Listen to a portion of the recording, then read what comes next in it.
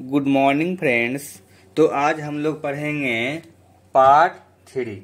ठीक है, पार्ट 3 इसका ये पॉलीगन्स चैप्टर का। ठीक है, तो पॉलीगन्स चैप्टर में जो टॉपिक आ जाएगा पार्ट 3 में वो रहेगा एंगल्स ऑफ ए पॉलीगन।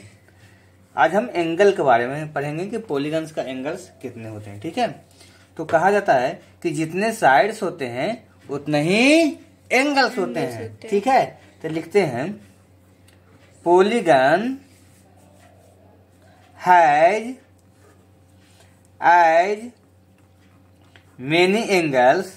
इसमें पॉलीगन्स में मेनी साइड्स होते हैं इसलिए मेनी एंगल्स हो सकते हैं। Many angles as it has sides.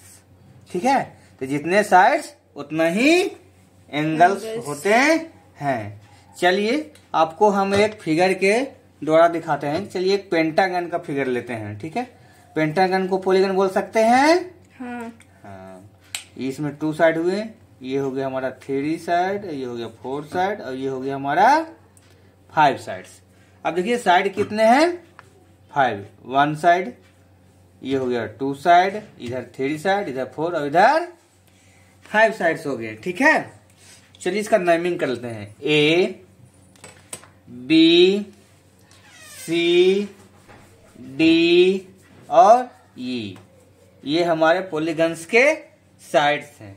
A B एक साइड है, बी सी दूसरा साइड है, सी और डी तीसरा साइड है, डी ई चौथा और ई ए 5वें साइड से। ठीक है, तो देखिए इसमें जो एंगल्स बन रहे हैं वो इंटरनल यहाँ पे बन रहे हैं। तो ये जो एरिया कवर कर रहा है उसके अगर अंदर बनते हैं एंगल तो उसको हम लोग इंटरनल एंगल कहते हैं। ठीक है, एक यहाँ एंगल है, दूसरा एंगल यहाँ है, तीसरा एंगल यहाँ पे है, चौथा एंगल यहाँ है और 5वां एंगल यहाँ है। तो इसको हम लोग कौन सा एंगल बोलते हैं? Interior angles. हाँ, इंटीरियर एंगल, इंटीरियर एंगल्स। ठीक है, इसमें इंटीरियर एंगल्स कौन कौन है? INTERIOR, interior angles. इसमें हो गया कोण A, angle B, angle C, angle D और एंगल ई। ये टोटल 5 एंगल्स हो गए। ठीक है, क्योंकि टोटल 5 साइड्स हैं तो इसको इंटीरियर एंगल कहते हैं। अब देखिए अगर किसी एक साइड को मान लीजिए कि इस साइड को हम ई से ए गया और इसको हम आगे तक ऐसे बढ़ा दें।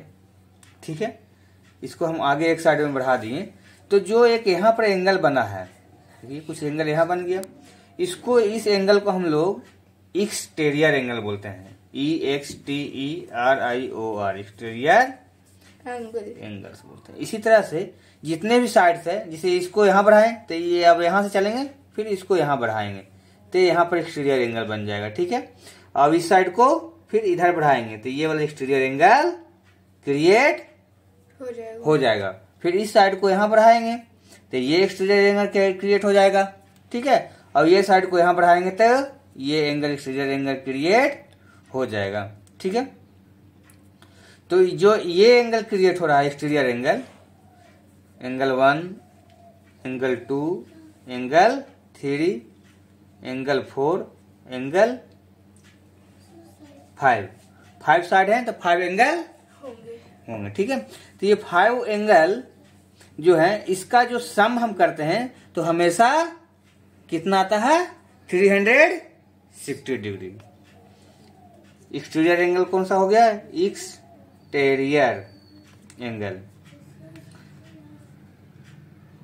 कौन कौन है? एंगल 1, एंगल 2, ये मैं नाम दिया हूं अपने मन से, एंगल 3, एंगल 4 और एंगल 5। ठीक है, और sum of exterior angle, sum of exterior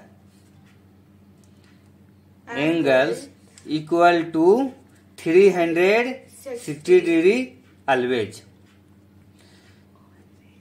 ठीक है, जितना जैसा भी पॉलीगन्स हो सभी पॉलीगन्स के एक्सटीरियर एंगल का सम 360 डिग्री होता है। और इंटीरियर एंगल का सम चेंज होता है, वो मैं अगले टॉपिक में आपको बताऊंगा। ठीक है, अब ये देख लीजिए कि कोई इंटीरियर एंगल, जैसे हम कह रहे हैं ये एक्सटीरियर एंगल है और ये इंटीरियर एंगल है, तो एक्सटीरियर एंगल और एक्सटीरियर एंगल का जो सम होता है वो 180 डिग्री होता है। क्यों? क्योंकि एक स्ट्रेट लाइन बन जाती है, इस पर पूरा दोनों मिलाएंगे तो एक right angle, two right angles create करेगा। ठीक है, 180 डिग्री एंगल्स होते हैं, एडजेसेंट एंगल्स बन जाते हैं। ठीक है, तो लिखेंगे द सम ऑफ, एक पॉइंट है जिसको लिख लीजिए, sum of an exterior angles and corresponding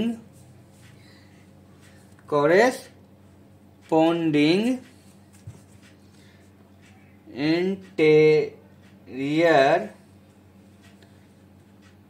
angle at a vertex, किसी एक वर्टेक्स पर अगर बात करें, ठीक है, इज 180 डिग्री।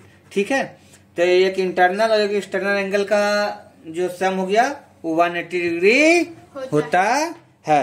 तो हम लोग ये देख लिए कि इंटरनल एंगल किसको कहते हैं और एक्सटर्नल एंगल किसको कहते हैं। थैंक यू, फिर मिलते हैं नेक्स्ट वीडियो में।